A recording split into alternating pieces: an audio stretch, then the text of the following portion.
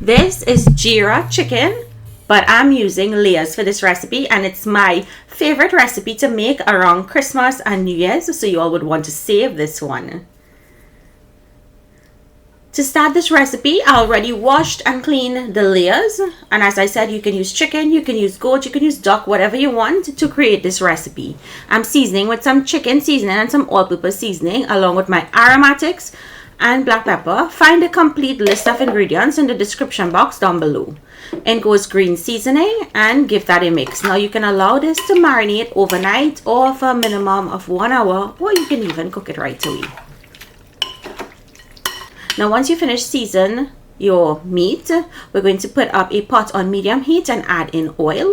Once the oil is warm, add in your methi or fenugreek seeds.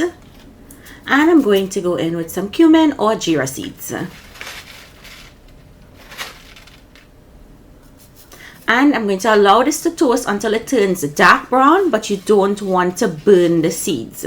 You want the oil to be flavored with those delicious seeds. Now go in with a few curry leaves. If you don't have the curry leaves, of course you can omit it, and add in some aromatics, which are hot peppers, pimento peppers, and onions and scallions. Allow that to saute until it starts to turn a light brown color. And then I'm going to go in with 1 teaspoon of 9 spice curry powder from Rajapuri. This is just going to add some flavor to the meat while it's cooking, because I actually don't put in the Geera until almost at the end. So toast until grainy and then add in some water to help that cook. And once it starts to thicken and the oil starts to separate from the curry, then you'll know that it's ready for the protein. So go from this really watery consistency to what you see here. So at this point, we'll add in our seasoned chicken and give that a toss to coat in that curry sauce. It's a very light flavoring of curry here, so you don't overpower the Geera flavor at the end. So mix and allow all of the natural juices to dry down, and then add water to help this cook. This is going to cook until it's almost done, like 3/4 of the way done.